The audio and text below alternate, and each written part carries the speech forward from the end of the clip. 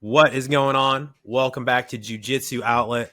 I'm sitting down with a Jiu-Jitsu black belt, Mr. Lawrence Dunning. I just learned too that you're also a Japanese Jiu-Jitsu black belt. And I want to ask you about that and talk a little bit almost about like the comparison between those two different martial arts, because I think that's something a lot of people are interested in. But first, I'm going to ask you the question that we start every interview with, which is over the time that you've been training, how has the martial arts impacted your mental health? Well, Paul, it's a pleasure to be here. And I'll say that martial arts has probably been the biggest gift to my life. So I'm turning 45 in a few months. And I first started training when I was 12, just before my 13th birthday. So it's been such a big part of me. And I have my son just turned 3. And I'm so excited to share the gift of martial arts with him because I've just got so many positive things from it. And it's definitely been a sanctuary in tough times. It's been a group of friends and that the kind of closest you get from a fight team is very hard to you understand because you're in it yourself, but most people that haven't been in combat sports don't know that kind of bond and friendship you get. It's weird because you see two people beating the hell out of each other sparring, but then you'll go to war for these people. It's the closest thing you get outside actual combat in the military. So it's been such a gift. And I really think one of my favorite quotes is from Kierkegaard, the philosopher Soren Kierkegaard, and he wrote in his journal in like the 1600s. He said, "Life has to be lived forward, but it can only be understood when you look back." And so when I look back at my life, I think if there's one thing that stands out that's given me all the positive things in my life, it's martial arts. I Man, I would love to linger on that just a little bit more. I've experienced the same, and it's like the foundational thing that kind of teaches you everything else that you can apply to life. It's like a allegory for the rest of life in a way. And man, I would love to ask you just. Well, I'll say this, Paul. Sorry, real quick. When I'm trying to, so as a father now, I kind of reevaluate things. I look at life a little bit differently because I'm trying to think what are the lessons that I really want to teach my son. And the thing that keeps coming back to me is I can't speak for a girl becoming a woman, but I can speak for a boy becoming a man. One of the biggest things you can do that's positive is get the respect of your peers. And I realized that I was a very shy, introverted kid. And one of the things that really gave me so many benefits in my life when I was young was getting the respect of my peers. And it's Joe Rogan talks about this. If there's a group of athletes, if if someone's better at basketball than you, or football, or tennis, it's like the one guy that's the combat sport athlete. He always has the respect of the room because on a primal level, fighting is the most primal thing, and it's the most applicable to real life. If you're a great tennis star, it's not going to help you if you're not going to have the feeling of that personal confidence that you can protect yourself and you can fight off people and you can protect your friends from from fights and things like that. So I feel like it's if you can get that as a kid, if you can get the respect of your peers through martial arts, that's one of the biggest gifts that you can give. That's a really good way to put it. And I think that it helps a lot of kids with their confidence. It certainly has helped me a lot with my confidence. Is that something that you experienced too growing up with this stuff? Definitely. And it was a very long and slow, it's not like you take 3 classes and suddenly you're walking like you're 8 foot tall. It's kind of a slow and steady thing. And you your identity shifts over time and you just become the martial artist. And I was a former professional MMA fighter and a former, Chicago Golden Gloves champion. I had a lot of boxing fights, but I always had the approach of the George St. Pierre approach where I'm a martial artist. I'm not a fighter. And there's other people in combat sports where if they're not fighting professionally, they'd be fighting on the weekends when they're drinking with their friends. They're just fighters. And I was never a fighter. I was always more of a cerebral martial artist type. So for me, fighting was so wonderful because it was pressure testing me and it was forcing myself to be in these very uncomfortable, frightening positions. And I knew I grew from it so much. But the reason that I wanted to fight is because I it took many years to even get there. So for me, it was really good that I started with traditional martial arts. That maybe if I jumped right into a Muay Thai gym and we had been going at it with hard sparring when I was 12 years old, I would have burnt out by 13. Like it would have been too tough. But I feel like the trajectory of my career was I started off with traditional martial arts where it was a bit more, a little bit more focused on self defense. There was some sparring we did, and then as my skills grew, my character grew. And as my character grew, my confidence grew. So it's a very gradual process, but it really is. It's like I said before, looking back, when you look back at your life as you get older, you can pinpoint these certain decisions you made. And I'll never forget I'd watched the old the 80s Jean-Claude Van Damme movies. And I remember telling a friend of mine when I was 12 years old, I said, I really want to learn this stuff. And he said, there's a gym not too far from where you live. They train on the weekends. Like, I'll meet you there on Sunday. And I was like, awesome. And then we went to 2 classes, and the third class you had to sign up. And then he said, you know what, my knees hurt. I want to focus on soccer. I'm done. And I just kept going by myself. It was something that it wasn't pushed on me by my parents. It came from that intrinsic motivation that I want to be like these superheroes that I was watching on these movies. I want to be a figure that's strong, but he uses his strength for benevolent things. And I think that we're so lucky that I don't know, the movies today are a little bit all over the place, but I feel like the movies in the 80s, a lot of the fighters of my generation, they grew up watching these larger than life figures who tended to be very strong, but they used the strength for good things. Yeah, that's something that I thought would be a really cool thing to make is a movie like that, but with grappling, because we don't really have a great grappling martial arts movie. I mean, we have some, but like I guess I'm thinking about Warrior, for instance. That's a good Yes. one, but that's like MMA fighting. I want to see like a superhero that just uses grappling, or something like that. I feel like that would be cool. Well, yeah, Warrior's more recent, but when I grew up, it was if you talk to a lot of fighters who are in their 40s and they're former MMA fighters, professional fighters, a lot of them were inspired as a teenager, young teen, like, 13, 14, by watching Kickboxer and Bloodsport. They're two of the biggest movies where that really inspired a whole generation of fighters. And that's more, like you said, more striking based as opposed to jiu-jitsu I based. feel like the time is right. Maybe we could figure out a way to make that one of these days, like a jujitsu 80s martial arts movie. And like I don't know. Well, you know what, Paul?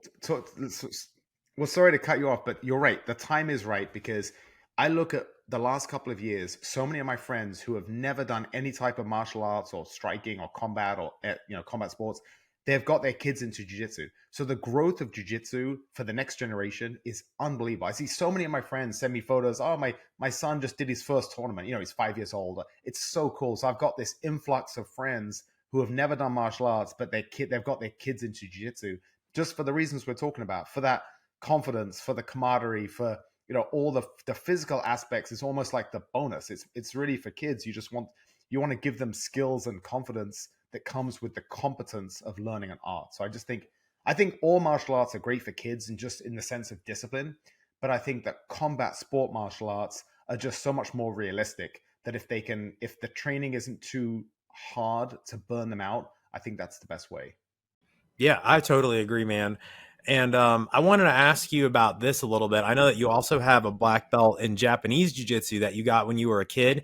Can you do a little bit of a comparison between Japanese jiu-jitsu and Brazilian jiu-jitsu, and just tell us a little bit, I guess, about how did each of those martial arts impact you? Like, I know that obviously they're similar, but they're different in certain ways. And yeah, I guess what was the outcome of training in either one? Like, what do you feel like you got from them, if that makes sense? So it was the style that I did was very much self defense related. So it'd be like you're using jujitsu to get out of things, almost like the Gracie combatives, where it's all the self defense program. It was very very similar to that. So instead of having live grappling sparring, they didn't have that, but it was also merged. They had a kickboxing program. So it was awesome because I got the exposure to grappling, but I became a striker because all the sparring was striking based. So for instance, it was basically kickboxing sparring, and then back then was basically like Muay Thai, but it was kicks above the waist. And I did competitions, and it was so funny because I remember one of my first competitions, I was a teenager, so I was probably 16, 17, and it was supposed to be semi contact kickboxing. And as you know from sparring, there's no semi contact.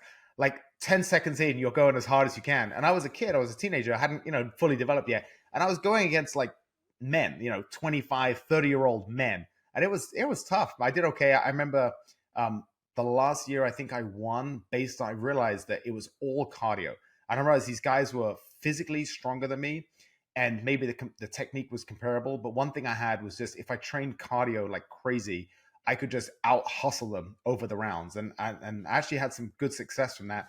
And that's the exact same philosophy that I took when I started boxing.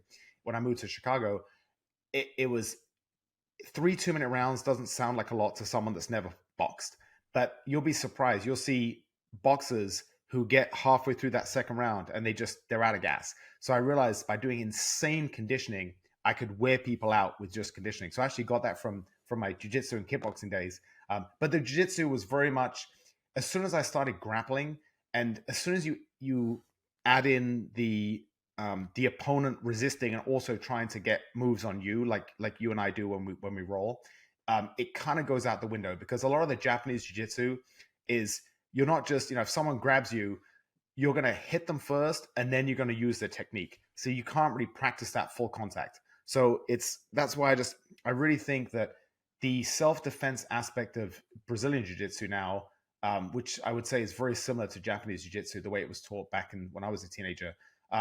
It's good. It's better than nothing. But there's something about adding the aspect of resistance is just so important, because you can be the most proficient and artistically beautiful technician with someone not resisting, and then as soon as you put a 200-pound person with a bit of resistance, it's all going to go out the window. So I think the idea of the beautiful thing about judo and later jiu-jitsu, which is relatively not that old a martial art, is adding the fact that you can train hard with resistance and not injure yourself. Whereas, say, boxing or Thai boxing, if you do a hard round of boxing, you can do it, but man, you're going to lose some brain cells. You're damaging your body with those hard rounds sparring. Whereas with jiu-jitsu, you can spar pretty hard, pretty safely. And I think that's the real secret. Yeah, something we've talked about a lot on the show is that's one of the things that kind of distinguishes Brazilian Jiu-Jitsu from these other martial arts, but also Judo, because that was really Jigoro Kano's innovation, was the idea of taking Japanese Jiu-Jitsu and adding this element of play, which we would later call randori, yes, or free sparring, basically. And then Robert Drysdale came on the show last year, or actually, I think it was about a year and a half ago. And he was talking about how Carlson Gracie was really the innovator behind the idea of staying after class and rolling, and basically having like a little open mat after every single class. Like that wasn't something that has always been around. That's actually a pretty recent thing. And it wasn't really a part of, like you said, it was not a part of a lot of traditional martial arts. They might have a little bit of sparring here or there, but it's not like the culture to just stick around after practice is done and roll until everyone is exhausted. That's a pretty new thing. I mean, I'm sure there's schools that have done it, but for it to be mainstream like it is now is very new. Yeah, and I'll tell you a story about Carlson Senior. He was such a wonderful guy, and I'm so glad I got my blue belt from him. And when I moved to Chicago in 2002, I think it was 2002, end of 2002, he had just moved from Brazil, and he'd kind of had a falling out with the students there, and that's why when he left, they kind of set up the Brazilian top team in Rio, and he left and he started the Carlson Gracie team in Chicago. And at the time, I think there might have been one or two other small schools, but it was pretty much the only school in the Chicagoland area. And he was just such a wonderful guy, just very generous. It wasn't about anything. He didn't have any ego attached to his massive fame. It wasn't about the money for him. It was really just about spreading the art. And it was so cool. He actually came to some of my Golden Glove boxing fights, and he was just being around him. It inspired you to want to perform at your best. Just having that presence. He was like a real master. It was beautiful. And I remember I got my blue belt from him, and he tied the belt around my waist, and he said, "Now you have more responsibility to jiu-jitsu. Like, you have to focus now to get your purple. You have to take it more seriously." And then I took the next 3 months off because I was training for the Golden Glove. So I always felt so bad about that. but he was a really wonderful guy. But it was so funny because he would his classes were tough. So he was known in Brazil for kind of building the first real kind of fight team, I guess, like MMA based, nogi based, just tough guys. But so his classes were tough. He'd do a lot of free rolling, but he would teach a position. So he would teach like knee on the belly to a clock choke. And then he would be like, "Okay, I want you to do it now," and have the guy resist. And like people would be getting put to sleep because he'd want us to put it on, hard. So it was pretty intense classes. Then you do the free rolling. But then when the classes were done, I remember once I was rolling with a tough guy, and we had a tough match after class. And he came up to me and he said, "Save for tomorrow. Like, don't have." So he had the perspective of you want to play the long game, which is a philosophy that I believe is so applicable to life, not just martial arts, not just your career, not just your relationships. Everything in life, play the long game. All winners in life always have that long-term time horizon. And he was the same.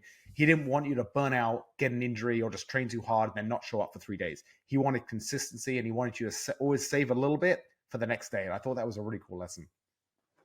You're absolutely right about that. That seems to be something that kind of a lot of very successful people have in common is long-term thinking. Like I know Jeff Bezos talks about that a lot, about how everything becomes possible along a long enough time horizon. And a lot of times, if you don't think a goal is achievable, it's just because you might not have set a long enough time horizon for it to be achieved within.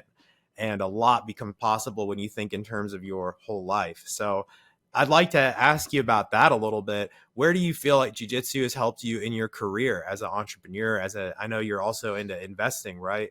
Can you tell us a little bit about that, and just kind of where do you pull from jiu-jitsu or martial arts training when you're in your day-to-day life? Well, I'm really glad you said that, Paul, because you're right. The things that aren't possible in 1 year or 2 years are probably possible in 5 years or 10 years. And one of the best, Tony Robbins said it, I don't know if he came up with it, but one of the best rules that I live by is that you always overestimate what you can achieve in 1 year, but you underestimate what you can achieve in 10 years when it's 1 year stacked on another year, stacked on another year of progression. And so the jiu-jitsu is such a, it really teaches you that long-term time horizon. I know there's some people that get their black belt very quickly. For me, I was taking a lot of breaks in my early days to focus on boxing. Then I was doing MMA. I didn't get my black belt until I retired from MMA, and I think it was about 17 years of training. So it was a long, long time. So it was a great achievement because it was so hard to get. And I think if I had been a phenom and I just focused on jiu-jitsu and got it in a couple of years, I probably wouldn't have appreciated it so much. So you can use that same analogy for everything in life. And I've been in real estate now I changed careers about 8-9 years ago. And I have these new people in real estate, and they ask me like, how can I get to, the level of sales you have, and you're doing these investments and you're doing new construction buildings and you're working with developers. Like, how can I get there in a year? And it's like, well, I just think that's too short a time horizon. Like you said, you gotta play the long game, and you gotta. It's like, let's use this analogy. Do you want to just show up and get your black belt without getting the skills, or do you want to get the skills to be a black belt, and then getting the ceremony is just it's the ribbon around the cake, but it's not the cake. It's the it's the realization that you've grown into the black belt. And I think that's a really good analogy for everything. Like even a good relationship. If you want to raise wonderful kids and you want to have a really good relationship with your husband or your wife, then you got to put the time in. And it might take years to really develop a good partnership and trust, and to be on the same page about all these things in life. So I think you can having that long-term mindset really does apply to everything. And also just on the day-to-day, there's so many times where I'm a little older now, and I don't know if you have this, Paul, but sometimes I get to the gym and haven't had much sleep, and I've got a lot of stuff going on in my work, and I'm a little stressed with a few things, and I'm so tired. I'm like, man, I could really skip today. And I'm sitting in my car, and I'm like, I should turn around and go home. And I'm like, you know what? I'll go in. I'm going to warm up. I'm going to do all the technique, and maybe I'll roll around or two. And then by the time I get there, I get changed, I get warm. I'll do 6, 7, 8 rounds, and I'll feel great, and I'll leave, and I'll be so proud of myself, because it's anyone can train when you feel like it, but it takes a lot of a character to do things you don't want to do that are hard on the days you don't want to do it. And I think that approach to business is, there's a Stephen Pressfield has a great book called Turning Pro, and he says there's a time in your life when you realize that you have to just act like a professional. And you can apply this to anything, any career, any athletic endeavor you're striving for. If you train like a professional and you do the things that a professional would do, the success is going to come. It might not come tomorrow, it might not come next month, but it will come eventually. And I think you learn that by just the embracing the grind of the daily struggle with jiu-jitsu. Yep, I love it. That's so well said, man. And I think that especially if we're talking about investing, you have to have that long-term vision. You have to have that long time horizon and a lot of patience for your goals to pan out. And love what you said, man, because it's so true. Doesn't happen overnight, just like you. And Paul, if you're trying to make a quick buck, then you're probably speculating, not investing. But if you want to make money, you have to do things that over time are going to do very well if you don't want that crazy volatility. Because anything that can make you, can double your money in a couple of months, you could also halve your money in a couple of months. That you're going to have crazy volatility.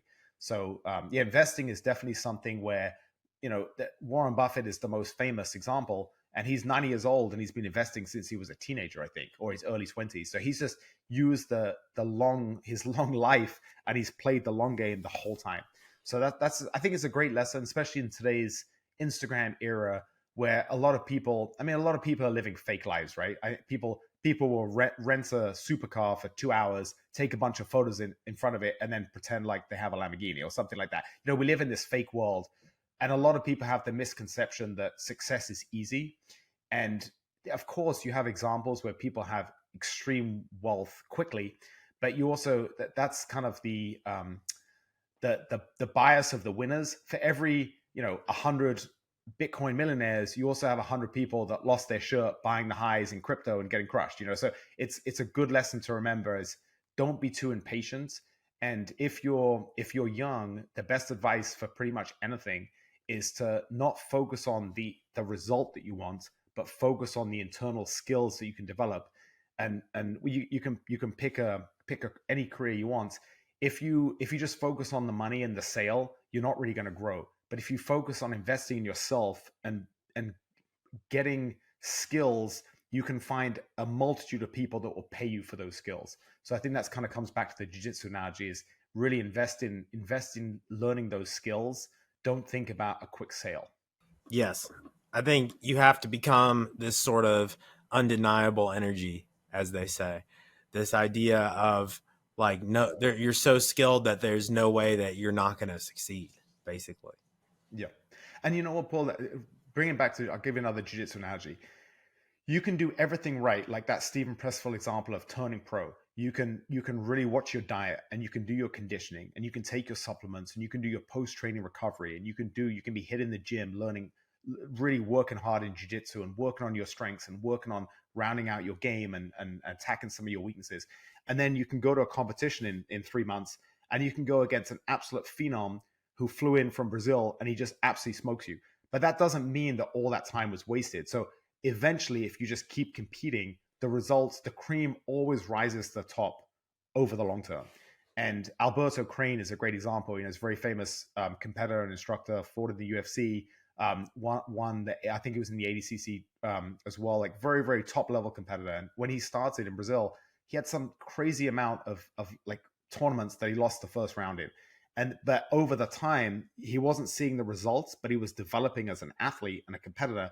And then eventually, when the results came, he won a whole bunch. It just took a bit of time. So that's a great reminder. Again, it's all this stuff is coming back to this long time horizon, right, Paul? It's like just because if you're training and you have a couple of bad competition results, that's not a reflection of you and your skills. It's a reflection of how you performed on the day. And maybe you've gone from a 3 to a 7, but you just happen to run into an 8 on the day. And so don't let short-term negative competitive results damper your fire. Just keep doing everything right, because eventually it will pay off. Yeah. There's no way that it can't. It's like a law of the universe that if you put in the work and you put it in over a long enough time and you stay dedicated, you're going to outlast a lot of people who aren't as committed. And ultimately, you have to become successful because you're putting in so much energy. Yeah, exactly. And there's something kind of sad about those people, because I'm sure you've met them too in your jiu-jitsu journey, where they have way more talent than me, but they're like shooting stars. They'll be training for a certain amount of time, and you're like, wow, this person's going to be an absolute monster, and then for whatever reason they just quit. And so it all comes down to just playing the long game in life. Like I remember when I was young and I was working in finance, and there was I think I was in my early 20s, and there was a guy there completely out of shape, and he was also in his early 20s, and he'd see me like eating healthy at work, because I was training, I was boxing at the time, so I was like, getting my weight right for the Golden Gloves, and always tell me about what a great athlete he was when he was 17, and I'm like, man, you're 24 and you're sloppy. You peaked way too early. So like, don't peak too early in life. You want to you want to stretch it out as long as you can and try to peak as late as you can. So this conversation is funny because it just keeps coming down back to that same thing about that long-term time horizon, that growth mindset over time. You can do great things. Don't try and rush the process. Yeah, I think that that's where a lot of people get into trouble is they think it's going to happen really fast, or they start doing something like jujitsu or starting a business or investing in real estate or something that is going to take a long time and be difficult, basically. And they get into it a little bit and then they see how long it's going to actually take. And that's when the short term mindset kind of falls through, because once they realize that this is a long haul sort of journey, a lot of times their mindset around it changes, either for better or for worse. So I think it's important for people who are starting something new like jujitsu or starting a business that you have to go into that with that sort of understanding of like, this is a long-term thing that I'm about to do. It's not like, oh, I'm just going to take 3 months worth of classes and then I'm a ninja, no, it takes a little bit of time. And also that's why we have to have goals.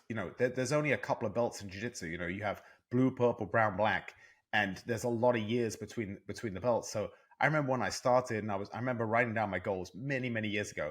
And I think at the time I was either just got my blue belt or I was about to get my blue belt. And I remember back then there were so few brown and black belts anyway. I couldn't even conceive of me being anything more than a purple belt. It was just too far away. So I remember writing my two of my goals that year. Was one of them was to get my purple belt, and the second one was to compete in the Worlds in California. Because back then there were no tournaments really in the Midwest, or small ones. And so like I couldn't even, so that was okay, just break your goals down. And then when I got my purple belt and I did compete at the Worlds, then the next goal is the brown belt, and then compete more, and then eventually the black belt comes. So I think anything, we keep bringing back to jiu-jitsu, but you can apply the same philosophy to everything. Like I don't say in my first year of real estate I want to have 50 million in sales. I say, first year I want to just learn the business and maybe have a couple of million. And then the second year I'm like, okay, I think I can do 6 million. Like the goals will expand as your competency grows, but don't try and rush the process, because it's great to shoot for the stars. But if you aim too high and then you don't even come close, it's very discouraging, I think. So having realistic but tough goals, where even if you miss them by a little bit, you still do okay, I would say is a sweet spot.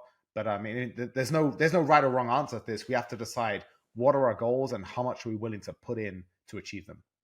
Yeah, I think a lot of people get really confused around goals. And I think a part of it is there's so much conflicting advice around there about how to set goals and what a goal should be and this, that, the other thing. And I've tried a lot of different things personally. And the one that has worked for me is realizing that goal setting is an individual process. And what works for me is setting a really big goal. And then even if I fall short, I'm still really close to kind of where I want to be. I'm at least closer in that direction. So to a certain extent, I'm okay with failing, but I know that failure will still put me along the way. And obviously failure isn't the goal. But like, for example, last year I competed in the ADCC East Coast trials. My goal was to win the trials. I knew that it was a long shot, right? Because that's one of the toughest tournaments in the world. But I still went into it with that goal of I'm going to win this whole thing. And wasn't my day. Went out in the first round against a really tough opponent, and I'm going to try again in a few months, but I'm closer to where I want to be. You know what I mean? Even though I didn't achieve the goal was so big that even if I get, so big that just by walking towards that goal, I became closer to who I want to be, if that makes sense. Yes.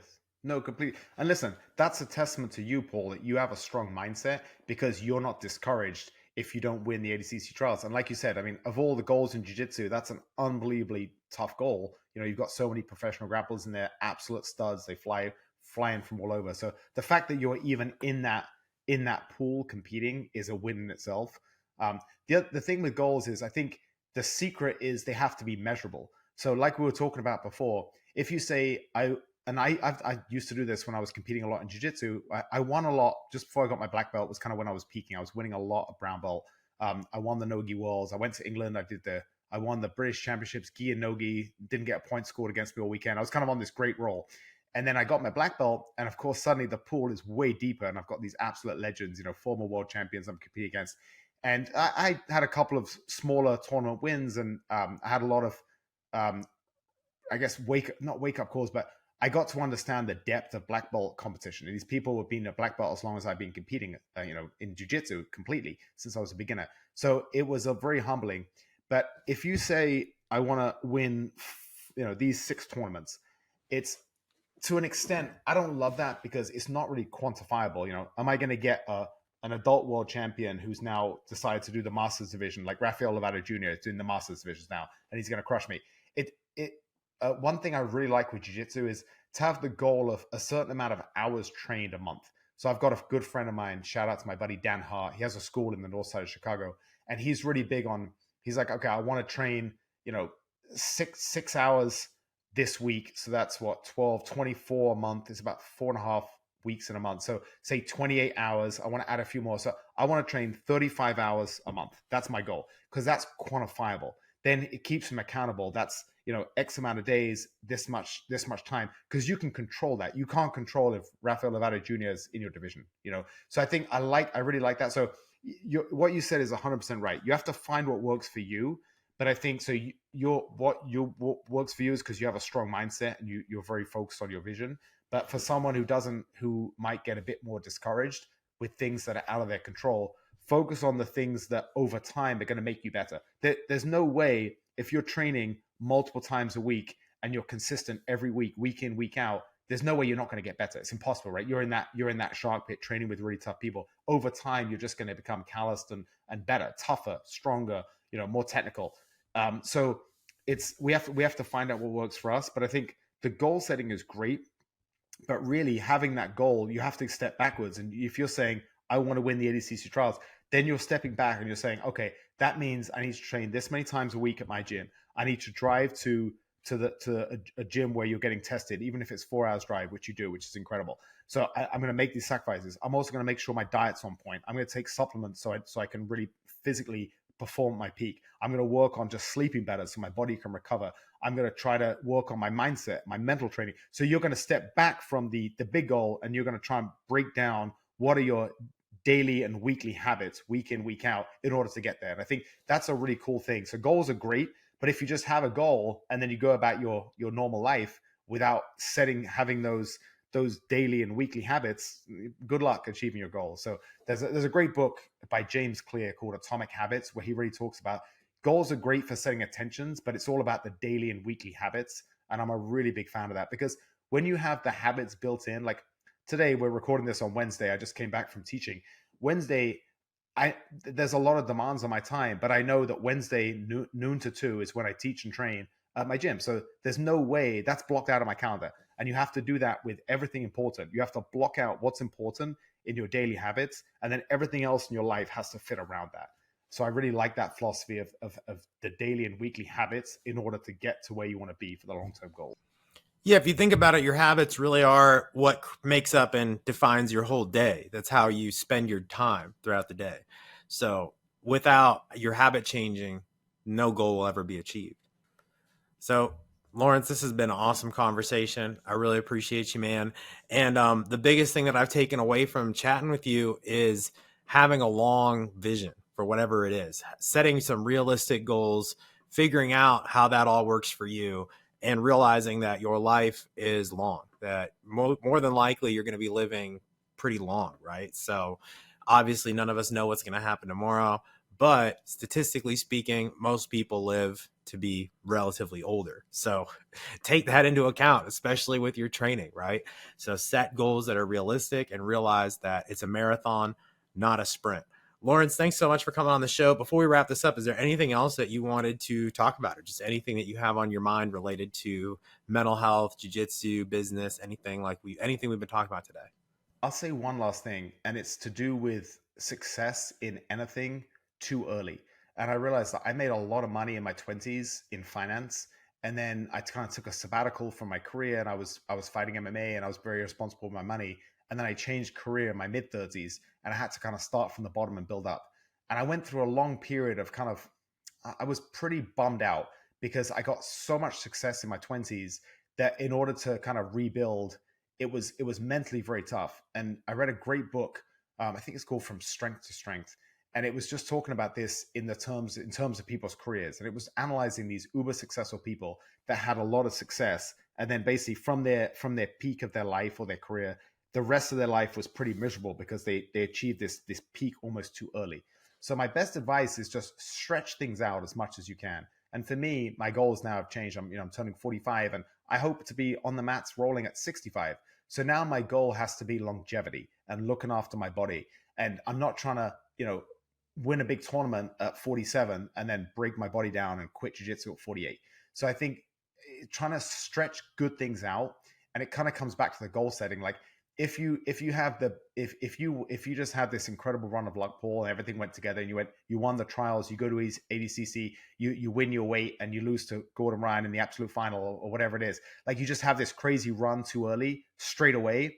It's not going to be as enjoyable as if you just keep improving and your results just over time keep getting better, and you kind of stretch it out. So that would be my advice for anyone: is just try to stretch out the good things and don't be too impatient, because even if it's such a fascinating study, even if you get everything you want in life, if you get it too early, that there is a bit of a come down. So try and stretch it. That's a lesson that I learned the hard way, and I'm in a good place now. I'm very happy, but it took a long time to get back there. So I would just say, along with the long-term time horizon, the patience to enjoy the journey as opposed to the destination, because like most things in life, when you get to the destination, there is a bit of a come down. And I feel like things mean more to you if it takes a little bit longer, and if you put more energy and more stuff into it. Like if you have to go through more to get something, don't you value it just a little bit more, or maybe a lot more? And then you don't make a lot of those mistakes because 100%. you achieve the thing and you know what it's like to not have it.